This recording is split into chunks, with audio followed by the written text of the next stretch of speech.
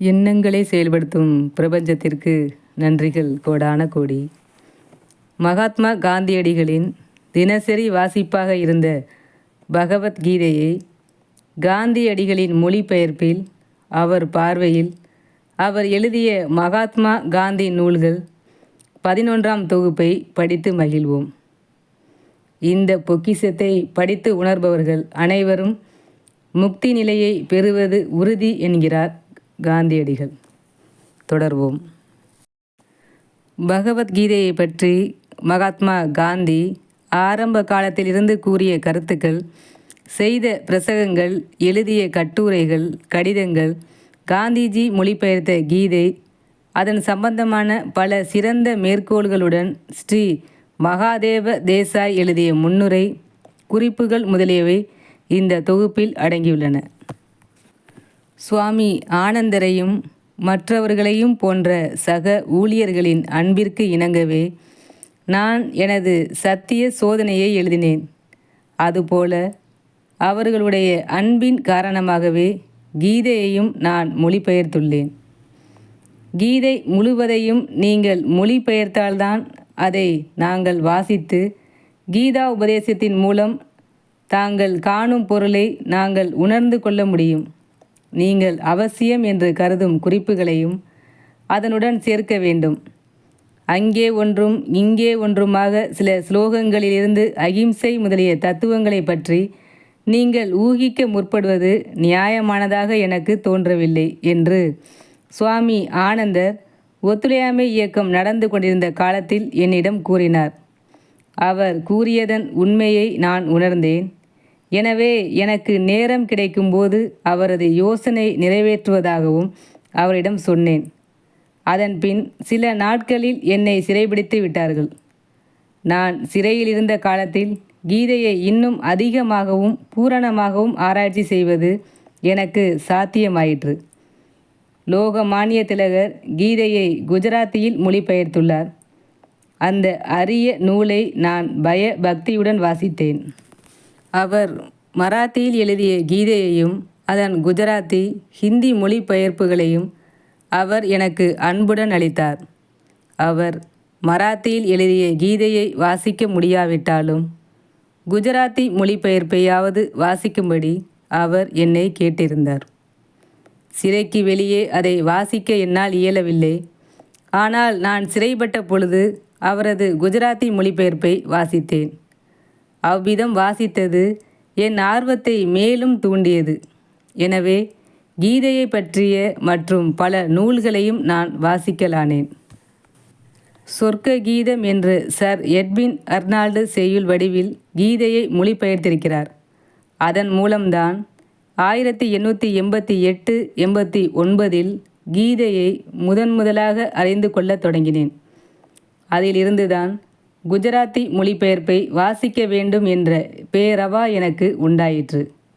எனவே என் கைக்கு கீதையின் எத்தனை மொழிபெயர்ப்புகள் கிடைத்தனவோ அவை எல்லாவற்றையும் வாசித்தேன். அப்படி வாசித்தும் கூட எனது மொழிபெயர்ப்பை பொது ஜனங்களிடம் சமர்ப்பிக்கும் உரிமையை நான் பெற முடியவில்லை. மேலும் வடமொழியில் எனக்கு உள்ள அறிவு சொற்பமே ஆகும். குஜராத்தியிலும் நான் ஒரு விதத்திலும் பண்டிதன் அல்ல. இந்த நிலையில் எனது மொழிபெயர்ப்பை பொதுமக்களிடம் சமர்ப்பிக்கும் துணிவு எனக்கு எப்படி ஏற்பட முடியும்? என் அறிவுக்கு எட்டிய வரையில் கீதையின் உபதேசத்தை நடைமுறையில் கொண்டு வருவதே எனது முயற்சியாக இருந்து வருகிறது. என் சகாக்களில் சிலரும் அவ்விதமே முயன்று வருகின்றனர். ஆன்மீக துறையில் சந்தேகத்தை தீர்க்கும் ஒரு நூலாகவே கீதை எங்களுக்கு இருந்து வருகிறது. இந்த உபதேசத்திற்கு இணங்க சிறிதும் குற்றம் குறையின்றி அதை நடைமுறையில் அனுசரிக்க நாங்கள் எப்போதுமே தவறிவிடுகிறோம் என்பதை நான் அறிந்திருக்கிறேன். நாங்கள் அவ்விஷயத்தில் தோல்வியடைவதற்கு காரணம் எங்களுடைய முயற்சி குறைவு அல்ல. நாங்கள் எவ்வளவோ முயற்சி செய்தும் கூட அதில் தோல்வியடைந்து விடுகிறோம். அந்த தோல்விகளுக்கு இடையேயும் நாங்கள் நம்பிக்கையாகிய ஒளிக்கதிர்களை காண்பது போல் தோன்றுகிறது. இதை தொடர்ந்து வரும் மொழிபெயர்ப்பில் கீதா உபதேசத்தின் பொருள் அடங்கியிருக்கிறது. இச்சிறு கோஷ்டினரான நாங்கள் அன்றாட வாழ்க்கையில் அந்த உபதேசத்தை அனுசரிக்கவும் முயற்சித்து வருகிறோம். மேலும் பெண்கள், வியாபாரிகள், சூத்திரர்கள் எனப்படுவோர் ஆகிய மற்றவர்களுக்கும் உதவியாக இருக்க வேண்டும் என இந்த மொழிபெயர்ப்பின் நோக்கமாகும். ஏனெனில் அவர்கள் கீதையை அதன் மூல மொழியில், அதாவது வடமொழி, வாசிப்பதற்கான இலக்கிய அறிவோ நேரமோ அல்லது ஆர்வமோ இல்லாதவர்கள். எனினும் அவர்கள் கீதையின் ஆதரவை நாட வேண்டியவர்களாக இருக்கிறார்கள். குஜராத்தியில் எனக்கு பாண்டித்தியம் இராவிட்டாலும் கூட கீதையில் எனக்குள்ள அறிவை குஜராத்தியர்களுக்கு அவர்களுடைய தாய் மொழியின் மூலம் கற்பிக்க வேண்டும் என்ற ஆர்வம் எனக்கு இருக்கிறது என்பதை நான் ஒப்புக்கொள்ள வேண்டும்.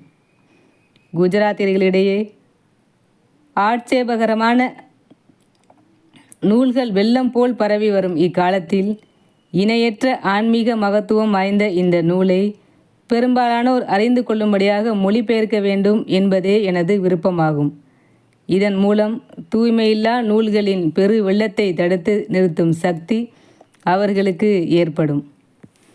எனது இந்த ஆர்வம் காரணமாக கீதையின் மற்ற மொழிபெயர்ப்புகளை நான் மதிக்கவில்லை என்று பொருள் கொள்ளக்கூடாது. அவையெல்லாம் அதனதன் சொந்த முறையில் தகுதி வாய்ந்தவையாகவே இருக்கின்றன. ஆனால் கீதையை மொழிபெயர்த்த அவர்கள் கீதைக்கு கொடுத்துள்ள அர்த்தத்தை தங்கள் சொந்த வாழ்க்கையில் அனுசரித்து காட்டியதாக கூறவில்லை. ஆனால் என்னுடைய ஆராய்ச்சியின் பின்னணியில் இடைவிடாமல் சென்ற 40 வருடங்களாக என்னுடைய வாழ்க்கையில் நான் கீதா உபதேசத்தை அனுசரித்து நடக்க முயற்சித்து வருகிறேன் என்ற ஆதாரம் இருக்கிறது. தங்களுடைய சமய நம்பிக்கைக்கு இணங்க தங்களுடைய நடத்தையை உருவாக்கி கொள்ள விரும்பும் குஜராத்தி ஆடவர்கள், பெண்மணிகள் யாவரும் இங்கே கொடுக்கப்பட்டுள்ள மொழிபெயர்ப்பை ஆழ்ந்து வாசித்து மனபலத்தை தேடிக்கொள்ள வேண்டும் என்பதே எனது விருப்பம். இப்போது கீதையின் உபதேசத்தை பார்ப்போம். 1888-89 முதலாக கீதையை பற்றி நான் அறிந்து கொண்ட போதே அது சரித்திர நூல் அல்ல என்பதை உணர்ந்தேன். வெளிப்பார்வைக்கு அது லௌகீகமான யுத்தமாக தோன்றினாலும் மனிதரின் உள்ளங்களில் இடைவிடாது நடந்து வரும் போராட்டத்தையே அது விவரிக்கிறது என்பதையும், உள்ளத்தில் நடக்கும் போராட்டத்தை அதிக கவர்ச்சிகரமான முறையில் வர்ணிப்பதற்காக மாத்திரமே லௌகீக யுத்த உருவம் அதற்கு கொடுக்கப்பட்டிருக்கிறது என்பதையும் நான் தெரிந்து கொண்டேன். முதலாக ஏற்பட்ட இந்த உணர்வு மதத்தையும் கீதையையும் நான் ஆழ்ந்து ஆராய்ச்சி செய்ய முற்பட்ட போது இன்னும் அதிகமாக வலுவடைந்தது. எல்லோரும் அறிந்த சரித்திர நூல்களைப் போல் மகாபாரதத்தையும் ஒரு சரித்திர நூலாக நான் கருதவில்லை. எனது கருத்துக்கு ஆதரவாக ஆதி பருவத்திலேயே அசைக்க முடியாத சாட்சியம் இருக்கிறது. மகாபாரதத்தில் உள்ள முக்கியமான பாத்திரங்களை மனிதருக்கு மேற்பட்ட, அதாவது தெய்வீக புருஷர்களாகவோ அல்லது மனிதருக்கு கீழ்ப்பட்டவர்களாகவோ வியாச முனிவர் வர்ணித்துள்ளார். அவ்வாறு வர்ணித்ததன் மூலம் மகாபாரதம் சாதாரண மன்னர்கள், அவர்களுடைய பிரஜைகள் முதலியோரின் சரித்திரம் என்ற எண்ணத்திற்கே இடம் ஏற்படாமல் செய்துவிட்டார். இதில் விவரிக்கப்பட்டுள்ள நபர்கள் சரித்திர தொடர்புடையவராக இருக்கலாம். எனினும் மகாபாரதத்தை இயற்றியவர் தர்ம சம்பந்தமான நமது கொள்கைகள் எல்லோருடைய மனதிலும் பதியும்படி செய்வதற்காகவே அவர்களை உபயோகித்துள்ளார். மகாபாரதத்தின் கர்த்தாவான வியாசர் லௌகீக யுத்தத்தின் அவசியத்தை நிரூபிக்கவில்லை. அதற்கு மாறாக யுத்தத்தினால் யாதொரு பலனும் ஏற்படாது என்பதையே நிரூபித்திருக்கிறார். வியாசர் அந்த போரில் வெற்றி பெற்றவர்கள் துக்கத்தினால் கண்ணீர் விடும்படியும் பச்சாபத்தினால் பரிதாபிக்கும்படியும் செய்திருக்கிறார். வெற்றி பெற்றவர்கள் அடைந்த பலன் தொடர்ச்சியான துன்பங்களை தவிர வேறு எதுவும் இல்லை. வியாசர் எழுதிய இந்த மகத்தான காவியத்தில் கீதைதான் சிகரமாக விளங்குகிறது. இந்த 2வது அத்தியாயம் லௌகீக யுத்த விதிகளை கற்பிக்கவில்லை. அவற்றிற்கு பதிலாக குற்றம் குறையற்ற நிறை மனிதனை எப்படி அறிந்து கொள்வது என்பதையே நமக்கு கூறுகிறது. கீதை கூறும் அப்பழுப்பற்ற நிறை மனிதனின் லட்சணங்களுக்கும் லௌகீக யுத்தத்திற்கும் எவ்வித சம்பந்தமும் இருப்பதாக எனக்கு தெரியவில்லை. யுத்தத்தில் ஈடுபட்ட கட்சிகளுக்கு இடையே நிலவ வேண்டிய நடவடிக்கை விதிகளுக்கும் கீதையின் நோக்கத்திற்கும் எல்லளவும் சம்பந்தமே இல்லை. கீதையின் நாயகனான கிருஷ்ணன் குற்றம் குறையற்ற குணங்களின் மகோன்னதமான ஞானத்தின் உருவாக திகழ்கிறார். எனினும் கிருஷ்ணனை பற்றிய சித்திரம் கற்பனையே. மக்களால் கொண்டாடப்பட்ட கிருஷ்ணன் ஒரு காலத்திலும் வாழ்ந்ததில்லை என்பது அதன் அர்த்தமல்ல. பரிபூரணமானவர் என்பது கற்பனை சித்திரமே. கிருஷ்ணன் குற்றம் குறையற்ற நிறைந்த அவதாரம் என்ற கொள்கை பிற்காலத்தில் ஏற்பட்டதாகும். மனித வர்க்கத்திற்கு ஏதாவது மகத்தான தொண்டு புரிந்த ஒருவரை அவதார புருஷர் என்று ஹிந்து சமயத்தில் கூறுகிறோம். உடல் உள்ள எல்லா ஜீவனும் உண்மையில் கடவுளின் அவதாரம்தான். எனினும் உயிருள்ள ஒவ்வொரு ஜீவனும் கடவுளின் அவதாரம் என்று சாதாரணமாக கருதப்படுவதில்லை. ஒருவர் தமது தலைமுறையில் விசேஷமான புண்ணிய புருஷராக இருந்தால் அத்தகையோரை எதிர்கால சந்ததிகள் வணங்கி அஞ்சலி செய்கின்றனர். இதில் யாதொரு தவறும் இருப்பதாக எனக்கு தெரியவில்லை. அவ்விதம் செய்வதால் கடவுளின் மகிமை சிறிதும் குன்றுவதில்லை. அது சத்தியத்திற்கு புறம்பானதும் அல்ல. ஆதாம் கடவுள் அல்ல, ஆனால் அவன் தெய்வ அம்சத்தின் ஒரு பொறியே என்று உருதுவில் ஒரு பழமொழி உண்டு. எல்லோரையும் விட யார் மிகுந்த தர்ம நெறியுடன் நடந்து கொள்கிறாரோ அவரிடம் விசேஷமான தெய்வீக ஒளி இருக்கிறது எனலாம். இத்தகைய சிந்தனை போக்கிற்கு இணங்கவே ஹிந்து சமயத்தில் கிருஷ்ணன் குற்றம் குறையற்ற பூரண அவதாரமாக திகழ்கிறார். அவதாரத்தில் உள்ள இந்த நம்பிக்கையே மனிதனின் மகோன்னதமான ஆன்மீக லட்சியத்திற்கு ஓர் உதாரணமாக திகழ்கிறது. மனிதன் கடவுளுடன் ஐக்கியமாவதை அடையும் வரையில் அவனுக்கு ஆன்ம சாந்தி ஏற்படுவதில்லை. இந்த நிலையை அடைவதற்கான முயற்சியே எல்லாவற்றையும் விட உயர்ந்தது. அது ஒன்றுதான் செய்வதற்கு உகந்தது. தன்னைத்தானே உணர்ந்து கொள்ளுதல் என்பதும் இதுதான். மற்ற எல்லா வேத நூல்களையும் போல் கீதையிலும் இந்த நிலையை அடைவதற்கான வழியே விவரிக்கப்பட்டுள்ளது. ஆனால் அந்த சித்தாந்தத்தை ஸ்தாபிப்பதற்கான கீதையின் ஆசிரியர் அதை எழுதவில்லை என்பது நிச்சயம்தான். தன்னைத்தானே அறிந்து கொள்வதற்கான மிகச் சிறந்த வழியை காட்டுவதே கீதையின் நோக்கம் என்று எனக்கு தோன்றுகிறது. ஹிந்து சமய நூல்களில் இங்கும் அங்கும் தெளிவாகவும் பரவலாகவும் காணப்படும் விஷயமே கீதையில் ஐயம் திரிபுக்கு இடமின்றி மிக மிக தெளிவாகவும் திரும்ப திரும்பவும் விவரிக்கப்படுகின்றது. இணையற்ற அந்த உபாயம்தான் நாம் செய்யும் நற்பணிகளின் பலன்களை துறந்து விடுவதாகும். இந்த லட்சியத்தை மையமாக கொண்டே கீதை உருவாக்கப்பட்டிருக்கிறது. இந்த துறவுதான் நடுவில் உள்ள சூரியனை போன்றது. பக்தி, அறிவு முதலிய மற்றவைகள் எல்லாம் கிரகங்களைப் போல் அதை சுற்றி வருகின்றன. இந்த உடலை ஒரு சிறைக்கு ஒப்பிடப்பட்டிருக்கிறது. உடல் எங்கே இருக்கிறதோ அங்கே செயலும் இருக்க வேண்டும். உடல் எடுத்த ஒருவர் கூட கர்மாவிலிருந்து, அதாவது உழைப்பிலிருந்து தவிர்க்கப்பட்டிருக்கவில்லை. எனினும் இந்த உடலை கடவுளின் கோவிலாக செய்வதன் மூலம் மனிதன் விடுதலை பெற முடியும் என்று எல்லா மதங்களும் பறைசாற்றுகின்றன. ஒவ்வொரு செயலும் அது எவ்வளவு அற்பமானதாயினும் களங்கம் உள்ளதுதான். இந்த உடலை கடவுளின் ஆலயமாக எவ்வாறு செய்ய முடியும்?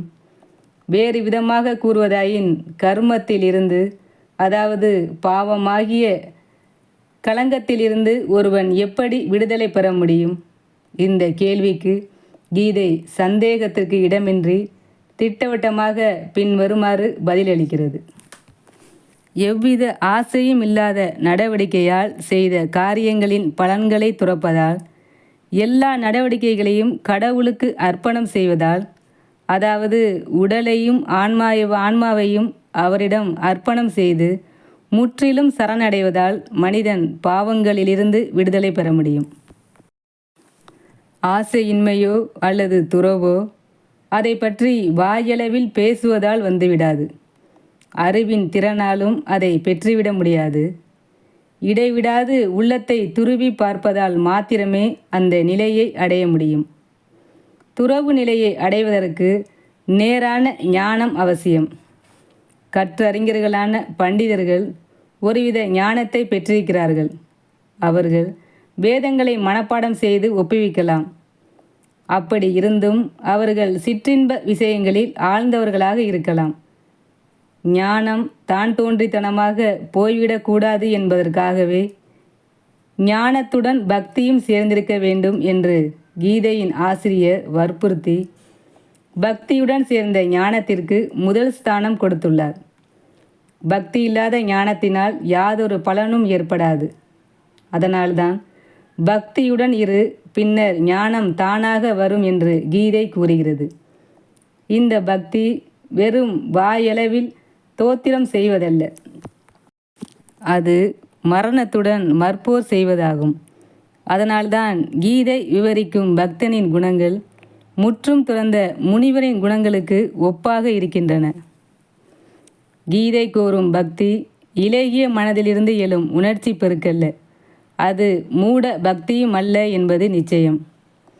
கீதை விவரிக்கும் பக்திக்கும் வெளி பகட்டுகளுக்கும் யாதொரு சம்பந்தமும் இல்லை. ஒரு பக்தர் தமது விருப்பம் போல் ஜபமாலைகளையோ திலகம் போன்ற சின்னங்களையோ உபயோகிக்கலாம். கடவுளுக்கு நெய்வேத்தியங்கள் செய்யலாம். ஆனால் அவையெல்லாம் அவரது பக்தியை காட்டுவதாக ஒரு பக்தன் யார் மீதும் பொறாமை கொள்ளக்கூடாது. இரக்கமே உருவானவனாக இருக்க வேண்டும். அவன் இருமாப்பும் தன்னலமும் அற்றவனாக இருக்க வேண்டும்.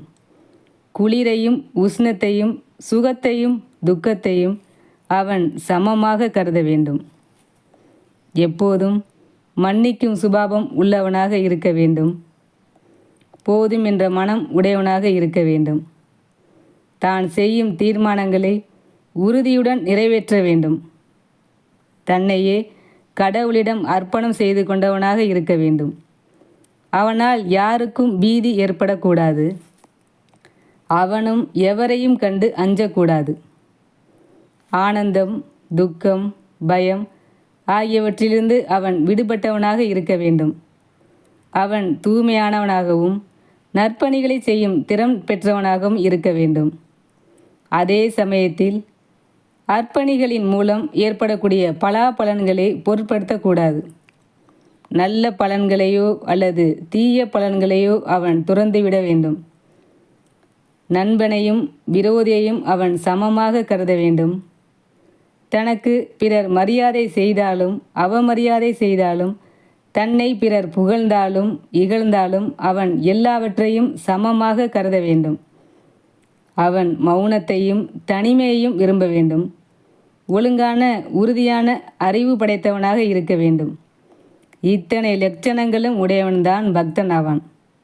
உலக விஷயங்களில் பற்றுதல் உள்ளவனிடம் அத்தகைய பக்தி இருக்க முடியாது. பக்திக்கும் பற்றுதலுக்கும் பொருந்தாது. இவ்விதமாக தன்னைத்தான் உணர்ந்து கொண்டவனே உண்மையான பக்தன் என்பதை நாம் பார்க்கிறோம்.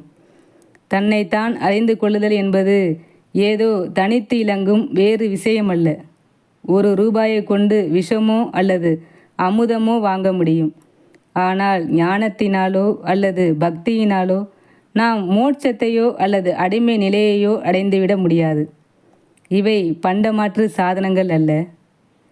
இவ்விஷயத்தில் லட்சியமும் அதை அடைவதற்கான சாதனங்களும் ஒன்றே அல்லவாயினும் அவை அநேகமாக ஒன்றுதான். சாதனங்களின் இறுதி எல்லையே மோட்சமாகும். கீதை கூறும் மோட்சம் அப்பழுக்கற்ற சாந்தியே.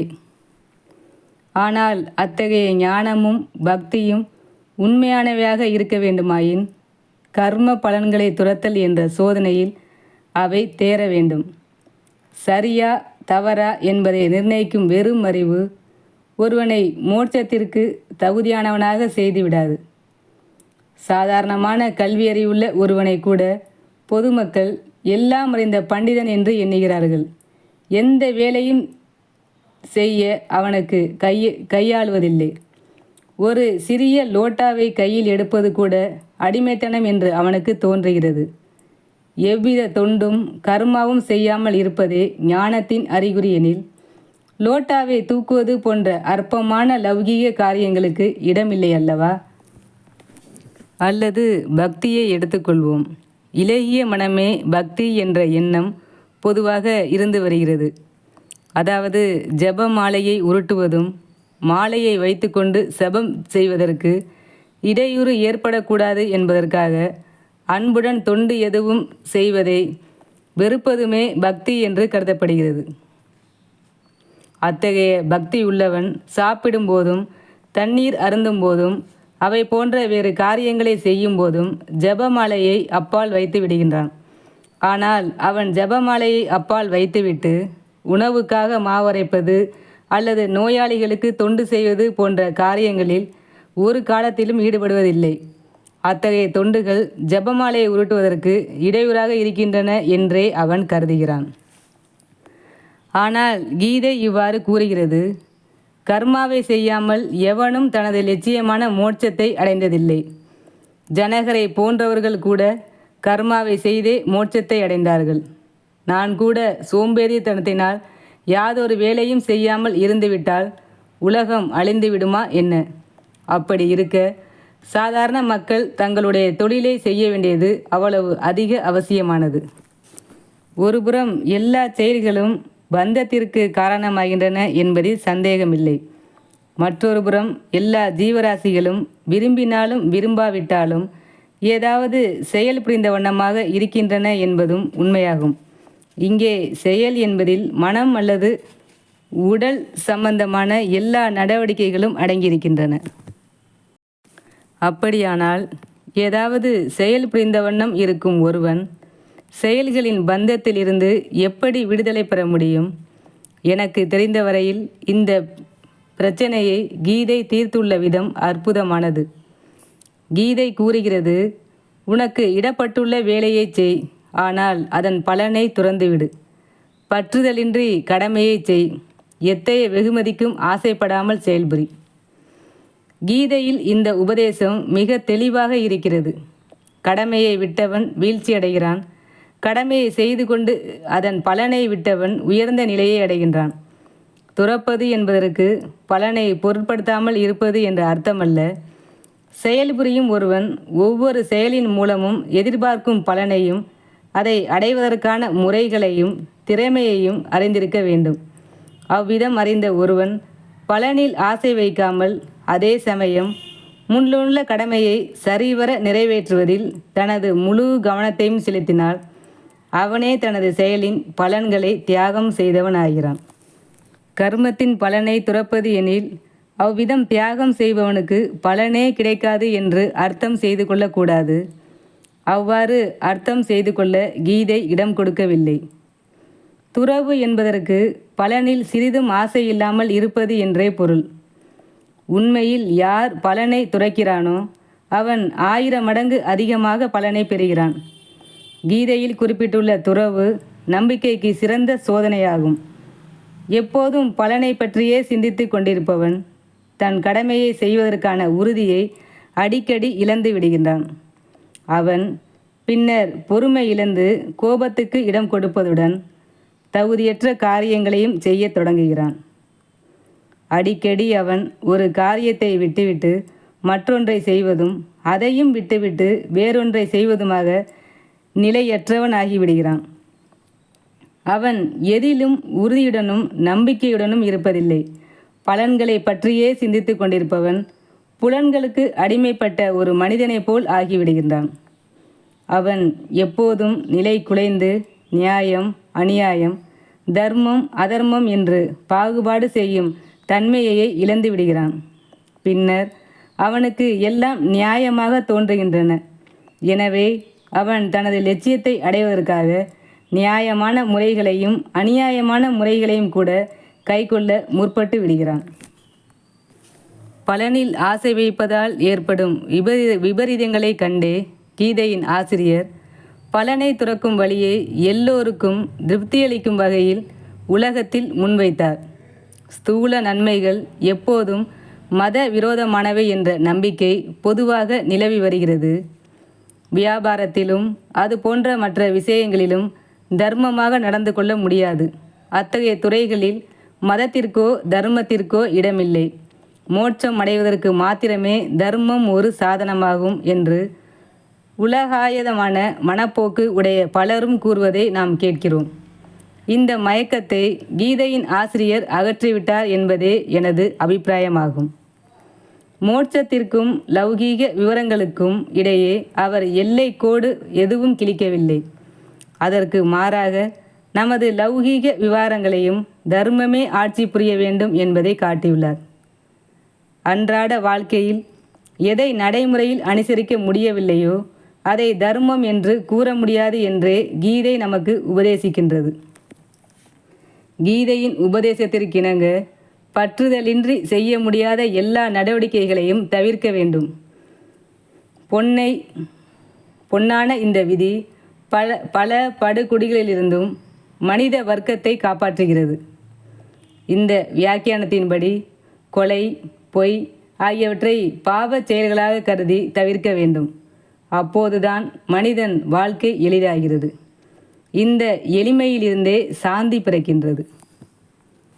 இந்த ரீதியில் ஆலோசிப்போமாயின் ஒருவன் தனது வாழ்க்கையில் கீதையின் மூலாதாரமான உபதேசத்தை அனுசரிக்க வேண்டுமானால் அவன் சத்தியத்தையும் அகிம்சையையும் பின்பற்ற கடமைப்பட்டிருக்கின்றான்.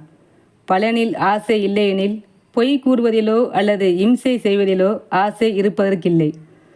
பொய் கூறுவதற்கோ அல்லது மற்ற கடினமான செயல்களை செய்வதற்கோ எதற்கும் ஒரு குறிப்பிட்ட லட்சியத்தை அடைய வேண்டும் என்ற ஆசையே அதற்கு காரணமாக இருக்கும். எனினும் அகிம்சையை கொள்கையை நிலைநிறுத்துவதற்காக கீதை எழுதப்படவில்லை என்பதை ஆட்சோபனையின்றி ஒப்புக்கொள்ளலாம். கீதை தோன்றிய காலத்திற்கு முன்பு கூட அகிம்சை எல்லோராலும் ஒப்புக்கொள்ளப்பட்ட மூலாதாரமான ஒரு கடமையாக இருந்தது. பலனை துறக்க வேண்டும் என்று உபதேசிப்பதே கீதையின் நோக்கம். இது கீதையின் 2வது அத்தியாயத்திலேயே தெளிவாக விளக்கப்பட்டிருக்கிறது. கீதையில் அகிம்சைக்கு இடம் இருந்தாலும் சரி, அல்லது பற்றின்மை தத்துவத்தில் அகிம்சை அடங்கியிருக்கிறது என்றாலும் சரி, கீதையின் ஆசிரியர் யுத்தத்தை ஏன் ஓர் உதாரணமாக எடுத்துக்கொள்ள வேண்டும்? அதற்கு காரணம் என்னவெனில், கீதை எழுதப்பட்ட போது அகிம்சையில் மக்களுக்கு நம்பிக்கை இருந்தாலும் யுத்தத்திற்கு யாதொரு தடையும் இருக்கவில்லை. அது மாத்திரமல்ல, யுத்தத்திற்கும் அகிம்சைக்கும் முரண்பாடு இருப்பதாகவும் யாரும் கருதவில்லை. பலனை தியாகம் செய்வதில் உள்ள நுணுக்கங்களை நிர்ணயிக்க முற்படும்போது கீதை ஆசிரியரின் மனத்தையோ அகிம்சை போன்ற தத்துவங்களையொட்டி அவர் வகுத்துள்ள எல்லைகளையோ நாம் துருவி பார்க்க வேண்டிய அவசியமில்லை. ஒரு கவி குறிப்பிட்ட ஓர் உண்மையை உலகிற்கு எடுத்து கூறுகிறார் என்றால் அதனால் ஏற்படக்கூடிய விளைவுகளை அவர் அறிந்திருக்க வேண்டும் அல்லது ஆராய்ச்சி செய்திருக்க வேண்டும் என்ற அவசியமில்லை. ஆராய்ச்சி செய்திருந்தாலும் அவற்றை அவர் எப்போதும் தெளிவாக எடுத்து கூறும் ஆற்றல் பெற்றவராக இருக்க வேண்டும் என்ற அவசியமும் இல்லை. அதில் தான் கவியின் பெருமையும் அவர் இயற்றிய கவிதையின் பெருமையும் அடங்கியிருக்கின்றன. ஒரு கவி உபயோகிக்கும் சொற்களின் பொருளுக்கு எல்லையே இல்லை. மனிதனைப் போல் மகான்களின் வரலாற்றை நாம் பரிசீலனை செய்வோமாயின் முக்கியமான சொற்களின் அர்த்தம் மாறி இருப்பதையோ அல்லது விரிந்திருப்பதையோ காணலாம். கீதையை பொறுத்தவரையில் இது உண்மையாகும். வழக்கத்தில் உள்ள சில சொற்களின் பொருட்களை கீதையின் ஆசிரியரே விரிவுபடுத்தியிருக்கிறார். மேலெழுந்த வாரியாக பரிசீலனை செய்தால் கூட இதை நாம் கண்டுகொள்ள முடியும். கீதையின் காலத்திற்கு முன் யக்ஞங்களில் மிருகங்களை பலி கொடுப்பது அனுமதிக்கப்பட்டு இருக்கலாம். ஆனால் கீதையில் கூறப்படும் யக்ஞங்களில் அத்தகைய அறிகுறியே இல்லை. இடைவிடாது மனதை கடவுளிடம் லயிக்கும்படி செய்வதே யக்ஞங்களுக்கெல்லாம் ராஜா என்று கீதையில் குறிப்பிடப்பட்டிருக்கிறது. முக்கியமாக யக்ஞம் என்பது பொருள், உடல், உழைப்பினால் தொண்டு செய்வதே என்று கீதையின் 3ஆம் அத்தியாயம் கூறுவது போல் தோன்றுகிறது. ஆனால் 3வது 4வது அத்தியாயங்களை சேர்த்து வாசிப்போமாயின் யக்ஞம் என்பதற்கு வேறு அர்த்தங்களும் உண்டு என்பதையும், எனினும் மிருகபலி ஒரு காலத்திலும் அந்த சொல்லின் பொருளாக இருந்ததில்லை என்பதையும் நாம் தெரிந்து கொள்ளலாம். அதுபோலவே சந்நியாசம் என்ற சொல்லின் பொருளும் கீதையில் மாறுதலை அடைந்திருக்கிறது. கீதையில் உள்ள சந்நியாசம் என்ற சொல்லுக்கு எல்லா அலுவல்களையும் சகல கர்மங்களையும் முற்றிலும் விட்டுவிட வேண்டும் என்பது பொருள் அல்ல. கீதையில் குறிப்பிட்ட சந்நியாசி எல்லா கர்மங்களையும் செய்து கொண்டே ஒன்றும் செய்யாத துறவியாக இருக்கிறார். இவ்விதமாக கீதையின் ஆசிரியர் சொற்களின் பொருளை விரிவாக்கி அகிம்சை முறையை பின்பற்றும்படி நமக்கு கற்பித்திருக்கிறார். கீதை சூத்திரங்கள் அடங்கிய ஒரு நூல் அல்ல, அது கவிதை உருவான மகத்தான தர்ம நூலாகும். நீங்கள் அதை எவ்வளவுக்கு ஆழ்ந்து பரிசீலனை செய்கிறீர்களோ அவ்வளவு அதிலிருந்து அற்புதமான அர்த்தங்களை நீங்கள் தெரிந்து கொள்ளலாம். அது சாதாரண மக்களுக்காக இயற்றப்பட்டுள்ளது. சில விஷயங்கள் திரும்ப திரும்ப கூறப்பட்டிருந்தாலும் அவை மகிழ்ச்சி அளிப்பையாகவே இருக்கின்றன. காலம் செல்ல செல்ல அதில் உள்ள முக்கியமான வார்த்தைகள் புதிய விரிவான அர்த்தங்களுடன் திகழ்கின்றன. எனினும் ஒரு காலத்திலும் அதனுடைய மூலாதாரமான கொள்கையில் எவ்வித மாறுதலும் ஏற்படாது. அதை ஆராய்ச்சி செய்வோர் அந்த பொக்கிஷத்திலிருந்து நாம் விரும்பும் அர்த்தத்தை தேர்ந்தெடுத்து கொள்ளலாம். அதன் பலனாக அவர் தமது வாழ்க்கையில் கீதையின் மூலாதாரமான உபதேசத்தை அனுசரிப்பது சாத்தியமாகும். கீதை செய்ய வேண்டிய காரியங்களும் செய்யத்தகாத காரியங்களும் அடங்கிய ஒரு நூல் அல்ல.